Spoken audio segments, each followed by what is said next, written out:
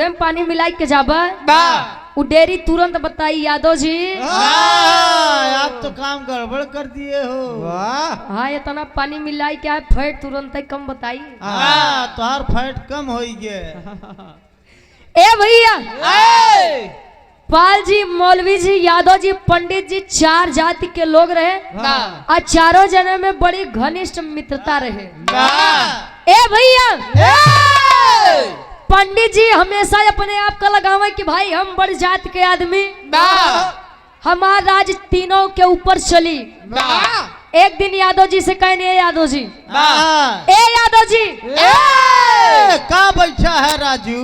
गांव के बगलिया जवन गांव बा वह गांव में एक बहुत बड़ा बरियार मेला लगा बा। कहे तब कहना चला तनी घूम आवा जा। काफी समय बाद अपनो चारों जने मिला है। चला चल दिए। चलते चलते शाम हुई, एक जंगल मिला, पंडित जी के लाख भूखे। पंडित जी कहने यादव भाई अब बिना कुछ खाए पिए आगे न बढ़, आगे नहीं बढ़ब।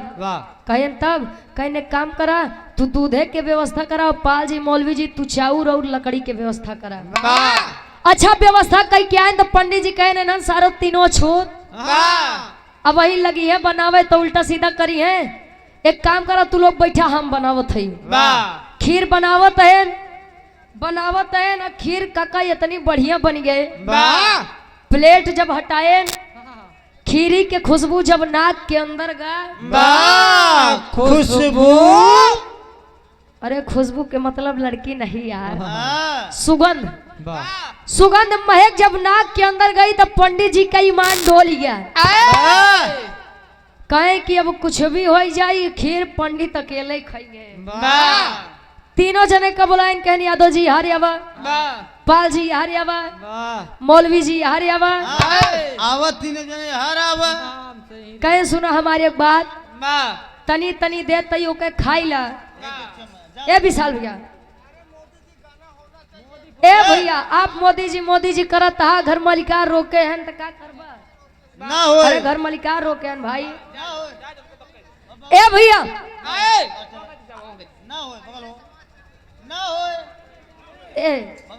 काका उनके लिए आई के जा डिस्टरबेंस ना हो।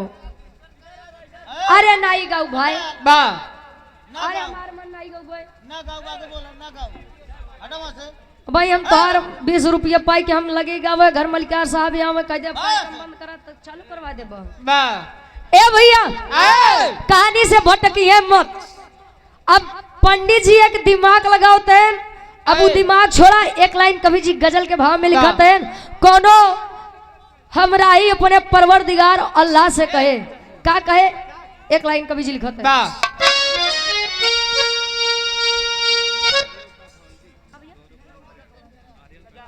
आर्यल पैथोलॉजी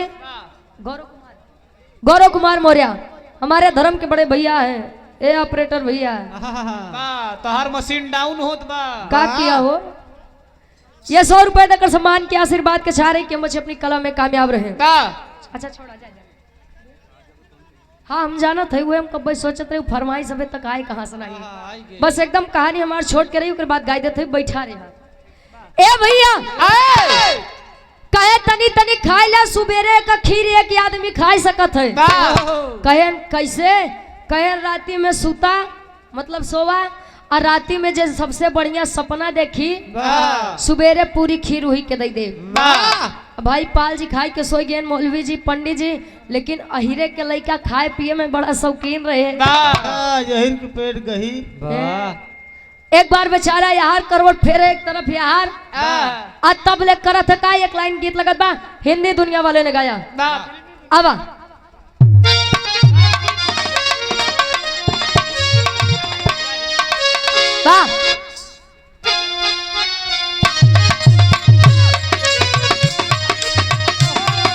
वाह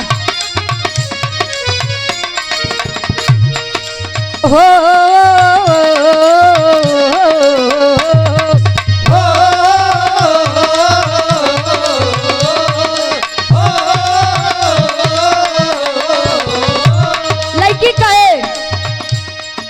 गोरी है कलाइया गोरी है कलाइया तुला दे मुझे हरी हरी चूड़िया गोरी है कलाइया तुला दे मुझे हरी हरी चूड़िया गोरी है कलाइया तुला दे मुझे हरी हरी चूड़िया गोरी है कलाइया तुला दे मुझे हरी हरी चूड़िया अपना बना ले मुझे बाल तुला दे मुझे हरी हरी चूड़िया अपना बना ले मुझे बाल गोरी है कलाइया तुला दे मुझे हरी हरी चूड़िया अपना बना ले मुझे बाल। लेकिन नींद यादव को न आए वो जंगल के दृश्य बा नींद यादव को न आए बाकी तीनों सोई जाए नींद यादव को न आए बाकी तीनों सोई जाए नींद यादव को न आए बाकी तीनों सोई जाए नींद यादव को न आए बाकी तीनों सोई जाए खिरिया खाई गईले आधी रात में नींद यादव को न आए बाकी तीनों सोई जाए खिरिया खाई गईले आधी रात में नींद यादव को न आए। और हमारे गार्जियन जी हमारे वकील साहब ये 100 रुपए देकर सम्मान किया आशीर्वाद के सारी कीमत से अपनी कला में कामयाब रहे। ए भैया यादव जी एक बार यार करवट फेरे एक बार यार करवट फेरे उठ के बैठे हुए खीरी वाला बर्तन देखे यार जाई खाई ले का लेकिन खाई ले तो नन सारे सुबेरे होई तो बड़ा मार मरी है। अच्छा अब भाई कहन जब ले पेटे में कुछ जाई ना तब ले दिमाग के बत्ती बोली ना अब पहले पेट पूजा करे बाद कान दूजा चोरी से उठेन गए खीर के ढक्कन हटायन बर्तने के जितनी खीर रही कुल खाई ले। ए भैया पूरी खीर खाए अब जब पेट भरा यादव जी की आई के लेट गए लेटे अब सुबह भा पंडित में चारू मार खुशी हमसे ज्यादा के दिमाग लगा पाई हो गैन पाल जी लगे ए पाल जी ए राजू उठो बा कि सोते ही रहा बा पाल जी उठेन क्या बात बा राती वाली बात याद बा कि नहीं कह हाँ अब पाल जी राती में कुछ सपना देखे हुए तब तो बतावे अब दिमाग लगाओ तेन देखा पाल जी कहन यजमान पंडित जी महाराज हम सोवत रहे और सोवत सोवत हम सपना में 5वें आसमान में पहुंच गए। 5वें आसमान देखा दिमाग सब केहू लगावत है।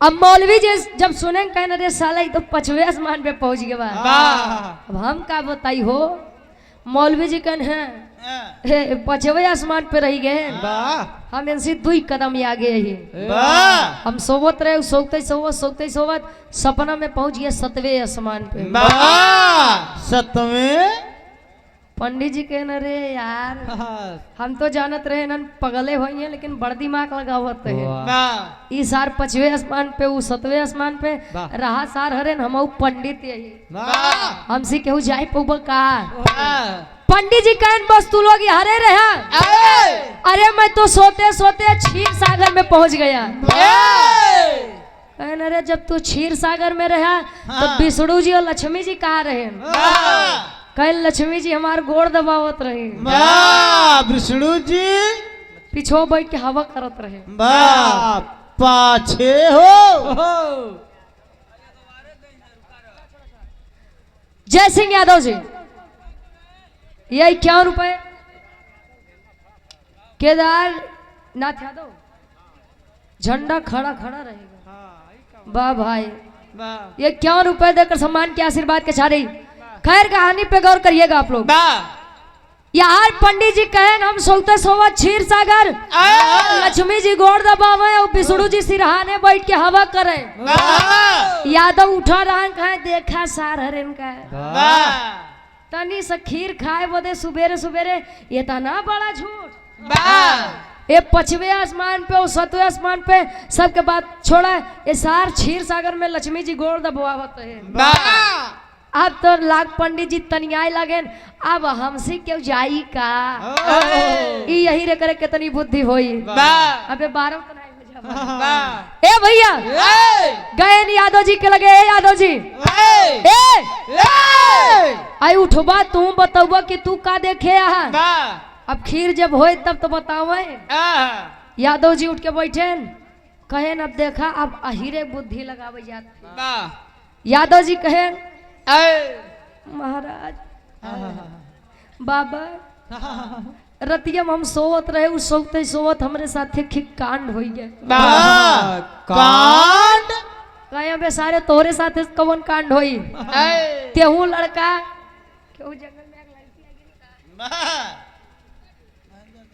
हमारे अपना म्यूजिक प्रयागराज के प्रोपराइटर साहब या आप महेंद्र यादव दादाजी हमरे गार्जियन जी के द्वारा पुनः 100 रुपए आशीर्वाद के चाह रही माई भगवती करे कि दिन दुना रात चौगुना तरक्की करा।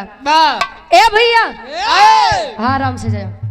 अच्छा जब यादव जी के तनी बतिया सुनन पंडित जी कहे बताओ का भा तो बतावत है एक के शादी ब्याह में हमारे काकी दाई लोग गारी गीत कहा थे।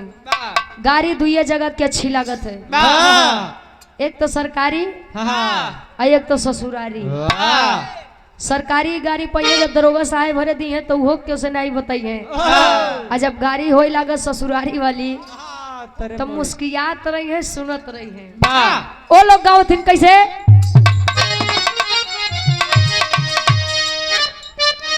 क्या बात है।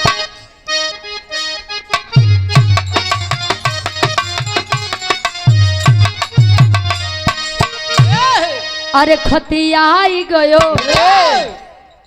खतियाई गयो शहरी बनारस से खत आई गयो खतियाई गयो ओके तनी आ गया वो जौनपुर वाले गाँव थे। अरे सुई डोली गई कलाई बिचे घड़िया मेरे सुई डोली गई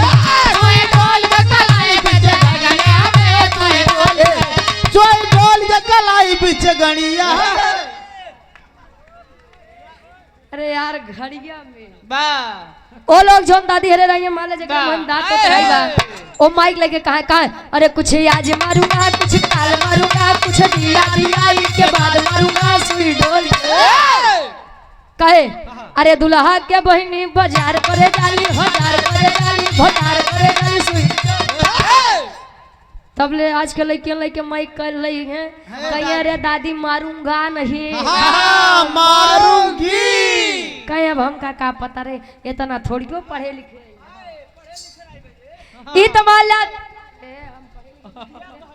इतमाला धुन तर्जबा। लेकिन यादव जी अब अपन दिमाग लगाओ तन पंडित जी से एक बात कहे का कहे अरे भेटाईगा मोछंदर लई के मोटक लाठी हो भेटाईगा अरे भेटाईगा मोछंदर लई के मोटक लाठी हो भेटाईगा अरे भेटाईगा मोछंदर लई के मोटक लाठी हो भेटाईगा कहे रतिया में हमके उदे जरावा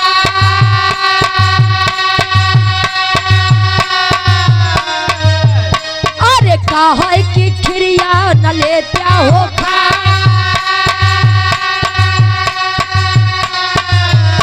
अरे रतिया में हमके उदेश डेरावाय कहा की खिरिया न लेत्या हो भेटाईगा मोछंदर लई के मोटकी लाठी हो भेटाईगा मोछंदर लई कहे रतिया में हमके उदेश डेरावाय आ कहा कि खिरिया न लेत्या हो खाए।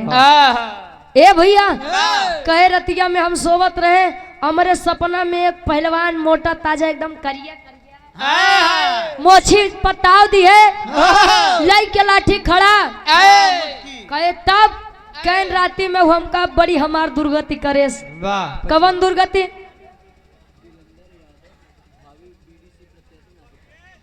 वीरेंद्र यादव जी हमारे बड़े भैया बीडीसी के आप भावी प्रत्याशी हैं नासिर पट्टी से 100 रुपए देकर सम्मान के आशीर्वाद के चाह रही कहे लठिया लेके एकदम हमारे मोहे लगा खड़ा कहे बदे कहे वो हमका कहा कि बताओ आज के दिन हमार व्रत बा उपवास बा तेना यहाँ जंगले में खीर महकाए है ई बताओ ई खीर ते खाबे कि नहीं खाबे? ना खाबे कि नहीं खाबे? अरे बाप रे बाप, पंडित जी जब खीरी के नाम सुनन मुंह बाबा बाबा कहे तब तब बोल आगे बोल। अबे सारे का तो खाए त नहीं ना कहे न रे पूछा जी बड़ी मशक्कत से हमार जान बची बा। कहे काहे बे? कहे जान ले एकदम ओकरे भूत सवार रहन हमार जान लेके। हम कहे कि भाई देखा हम खीर न खाए पाऊ, अगर खाए तो सवेरे हमार तीनों दोस्त हमका बड़ी मार मरी है। और कहेस कि अगर सारे न खाबे तो तोहार राती में हम स्कुटाई करबे। लाठी देखा था न करिए ऐस मारब ऐस मारब कभो मरवाए न होगा।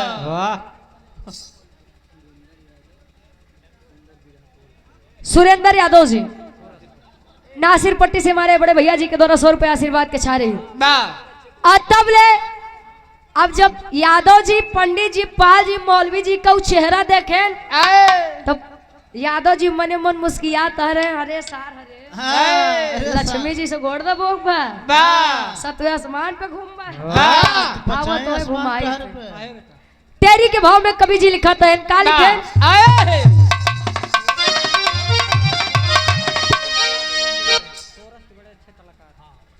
सुरेंद्र यादव हमारे भैया जी जो कि कोरस के बहुत ही सुंदर कलाकार हैं। गार्जियन जी के द्वारा 100 रुपए आशीर्वाद के चाह रही कहे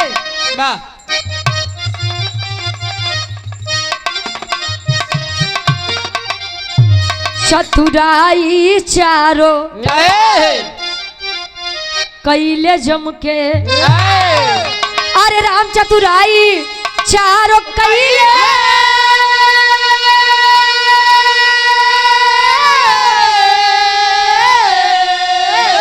चतुराई चारों कैले जम के, चली ना अहिर के सामने पंडित के पंडिताई अरे पंडिताई अरे पंडिताई।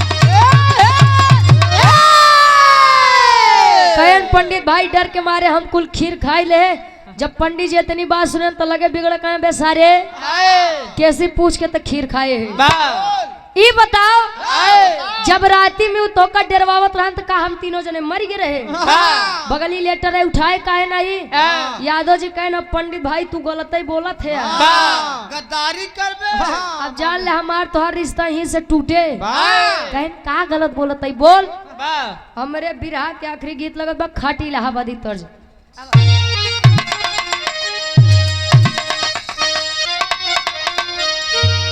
आए हाय विराट सम्राट स्वर्गीय गुरु आप रामधार यादव गुरु जी झूसी नरेश प्रयागराज गुरु जी का मैं कैसे? अरे राम झको रमार झूलनी, अरे झको रमार झूलनी, कहाँ साड़ी लहराई हो झको रमार झूलनी, साड़ी लहराई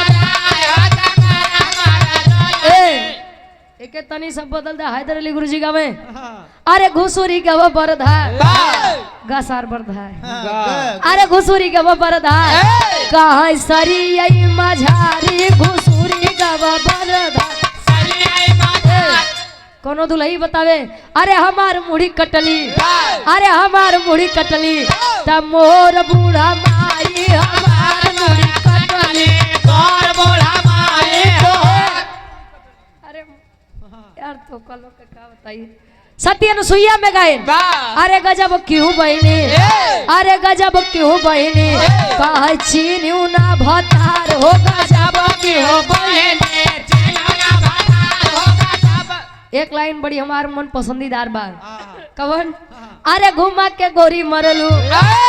विराट सम्राट स्वर्गीय दादा राम कैलाश यादव जी एक बात कहत रहे, कहे तेरी मेरी आंख लड़ी लोगों ने बदनाम किया, कहे दुनिया के बक्का ही दिया, हम तू अपन काम की है। केहू केहू कहे ला उमरिया के दोस्त बा, कहीं के गए सूरदास सब नजरिए के दोस्त बा, बर्बादी की है कारण बा। अरे घुमा के गोरी मरलू, आई नया ना वहीं से बाहर रे, घुमा के गोरी मरलू बिरहा पर गौर करेंगे। हाँ। यादव जी कहें अब तू गलत बोला था, क्या गलत बोला था, कहें सुना बतावत है। अरे बोला ही कैसे पंडित जी, अरे बोला ही कैसे पंडित जी, तू रहा क्षीर सागर, बोला ही कैसे पंडित जी, तोरा सागर बोलाए कैसे पंडित जी, तोरा सागर बोलाए, बोला सागर हो रहा सागर बोलाए कैसे पंडित जी, तू रहा क्षीर सागर बोलाए कैसे पंडित जी, तोरा सागर बोलाए कैसे पंडित जी। मौलवी भाई गवा रहे सतवे आसमान पे, मौलवी भाई गवा रहे सतवे आसमान पे, वाह। मौलवी भाई गवा रहे सतवे आसमान पे। पाली न आए पानी फिर गया रमान पे, फिर गया रमान पे हो, फिर गया रमान पे, वाह। फिर गया रमान पे हो, फिर गया रमान पे। अरे तोहर सेवा करत रहली ए पंडित जी, तोहर सेवा करत रहली लक्ष्मी नटनागर, बोलाई कैसे पंडित जी, तू रहा क्षीर सागर बोलाए कैसे पंडित जी, तू रहा क्षीर सागर बोलाए, रहा क्षीर सागर हो, रहा क्षीर सागर बोलाए कैसे पंडित जी, तू रहा क्षीर सागर बोलाए कैसे पंडित जी, तू रहा क्षीर सागर बोलाए कैसे पंडित जी। अरे बोलाई कैसे पंडित जी, तू रहा क्षीर सागर। अबे पंडित जी तू ही तक कहा कि रतिया में हम क्षीर सागर गए रहे, और लक्ष्मी जी हमार गोड़ दबावत रहे, विष्णु जी हवा करत रहे। कहने 6 साले चल ठीक है, मैं नहीं था ये दोनों। कहने अरे मौलवी जी बताएं कि 7वें आसमान पे, पाल जी बताएं कि 5वें आसमान पे। बड़का मित्र बनत है, बड़का दोस्त बनत है। जब तीनों जने हमका ही जंगलों में छोड़ के आसमान घूमत रहा, तब का तो का हमारी याद नहीं आवा कि यादों बेचारू के लिए आई चली। अब मान ला अगर हमका ही मारिन देता है, हमारे मेहरारू तू का जवाब देता? अपने मेहरारू जनत है कलौता मसेदू वही। ए भैया अब जब इतनी बतिया पंडित जी सुन कहे न रे साला अपने ही बात पे मैं तो फंस गया यार। सोचे रहे दिमाग लगाए कि कुल खीर खाई जाए, लेकिन हमसे बड़ा चतुर हीरा। ए भैया पंडित जी मौलवी जी पाल जी तीनों जने मुंह झुरवाए, तब ले पाल जी मौलवी जी लगे गरिया हुए पंडित जी के। जा सर नहीं अपनो तो खाया नहीं, हमका लोग का खाई दिया, लकड़ी तोड़वाया ऊपर से। अरे खाए लिए हो कम से कम हमारे पेट भर रहते। आज के बाद सबके बात मान लो, लेकिन पंडित भाई तुहार बात नहीं मानब। पंडित जी का जयदा गरिया हुए, पाल जी कहाँ भाई देखा गरिया हुआ मत जान ला भिया लागत बा। ए भैया अब तीनों जने अपन अपन पेट पकड़ के बैठे थे, तब ले आल्हा के भाव में कवि जी प्रमाण देते हैं। क्या प्रमाण दिए?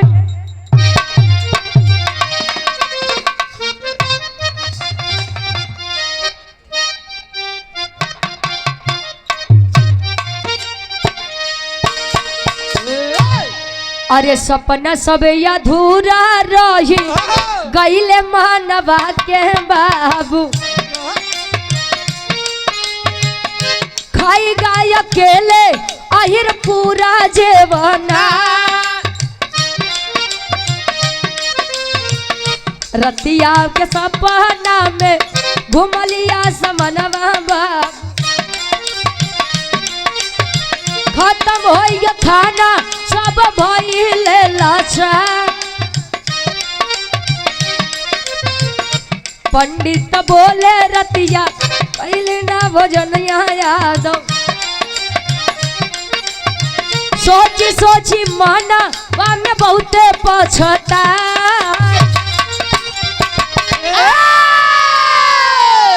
पंडित जी कहे यादव जी अच्छा चाचा हमरे बतौवे बहन कि कलयुग चरम सीमा पे बा, लेकिन आज के समय में हमारे हिसाब से कलयुग नहीं भाई, चतुर युग बा।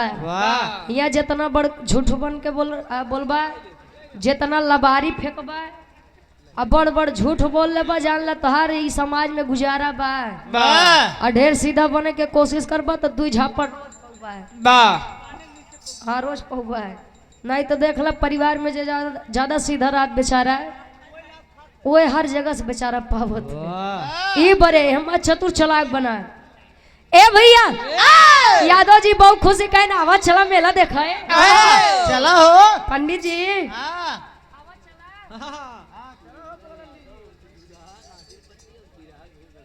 सुरेंद्र यादव उर्फ दुदहा बिरहा के बहुत अच्छा टेरी करथिन भैया हमरे कोरस वाले। नासिर पट्टी से हमारे गार्जियन जी के द्वारा पुनः 51 रुपया आशीर्वाद के चाह रही कहे आवा चला। पंडित जी कहे हाँ सर तू तो खाए ना बड़ा चौड़ियात है रात में सही भोजन ना की है तनी तनी खाई ले अब भूखे पेट मेला होला कहे ना ना चला देखिए अब कहे नहीं भाई अब हिम्मत नहीं बा। इस कहानी का मतलब इस कहानी का संदेह क्या है जानते हैं? आवा खड़ी के भाव में आखिरी भाव कवि जी बताओ थे कैसे? खड़ी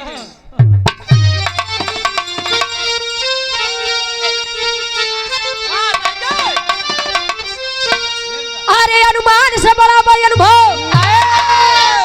कहे दुनिया सगरी।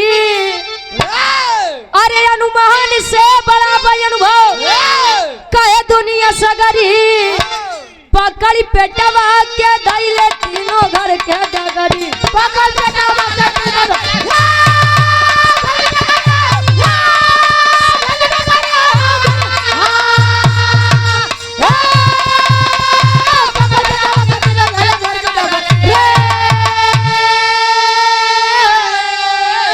अरे केहू से ज्यादा कबहू लगा वजन दिमाग को तना ही सोचल सपना में लाग जाई याद हो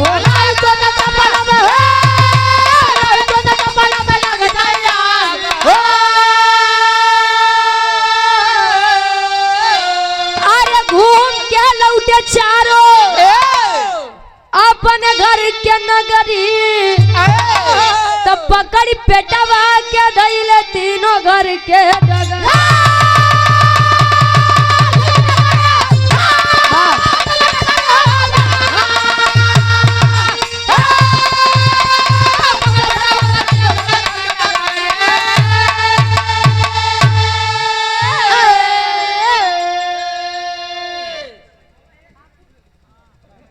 हाँ तो ठीक बना।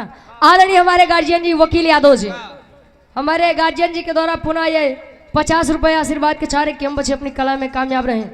कहे अनुमान से बड़ा भाई अनुभव कहे दुनिया सगरी पकड़ पेटवा के धैले तीनों घर के डगरी। अनुमान लगाना बड़ा आसान होता है। अरे जाना था तू कितना पानी में बटा है जाना था तू कितना दूध के धोआ है। अनुमान लगाना बहुत आसान होता है लेकिन अनुमान से बड़ा अनुभव होता है। जरूरी नहीं वक्त कि तुम्हारी उम्र 70 साल के बाद तो तू सब चीज का ज्ञानी हो गया है। जरूरी यह भी है कि शिक्षा दीक्षा से 20 साल 22 साल 25 साल का बच्चा भी वहां तक पहुंच जाए जहां आप 70 साल की अवस्था में भी नहीं पहुंचे हैं। समय जानते हैं सभी को देता है सभी समय का आता है लेकिन केहू चैतन्य रही के उस समय के फायदा उठाए ले जाते हैं तो केहू आलस के कारण सोई के उस समय गवाई देते। हमें कभी भी दुश्मन को मिट्टी का पुतला नहीं समझ अरे तू 10 हाथ मरबो 2 हाथ तो मरबई करी बराबरी हो जाएगी। और जैसे पंडित जी पाल जी मौलवी जी तीनों जने दिमाग लगाए लेकिन का भाई यादव जी लग गए ना अनुमान लगाए रहन के अहिरे बुद्धि 12 बजे खुलत है लेकिन 12 बजे रतिये पानी मिले दे अहिरे तो झटका दे विकास यादव जी आरा की धरती से जो कि बीडीसी पद के आप भावी प्रत्याशी हैं 100 रुपए और ये 100 रुपए वीरेंद्र यादव जी नासिर पट्टी से हमारे बड़े भैया बीडीसी के आप भावी प्रत्याशी हैं 100 रुपए देकर सम्मान किए। यही मेरे कहानी का संदेश है कि अनुमान से बड़ा अनुभव होता है। आखिरी में खानदान के परिचय बागुरु जी कैसे गुरु बिहारी गुरु गणेश गुरु रामलाल मुरबा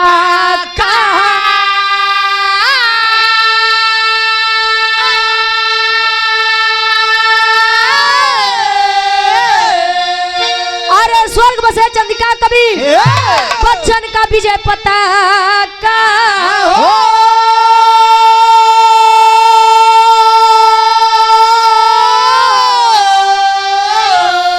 चतुराई चारों कैले जम के अरे चतुराई चारों कैले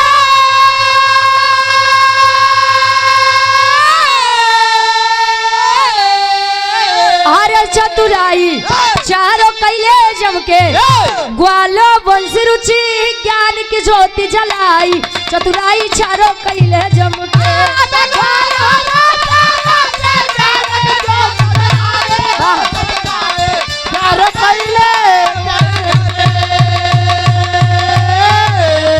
ये हमरे भैया के फरमाइश रही राजा हो तो कैसे मनाई कोनो दुल्हन मनावन करत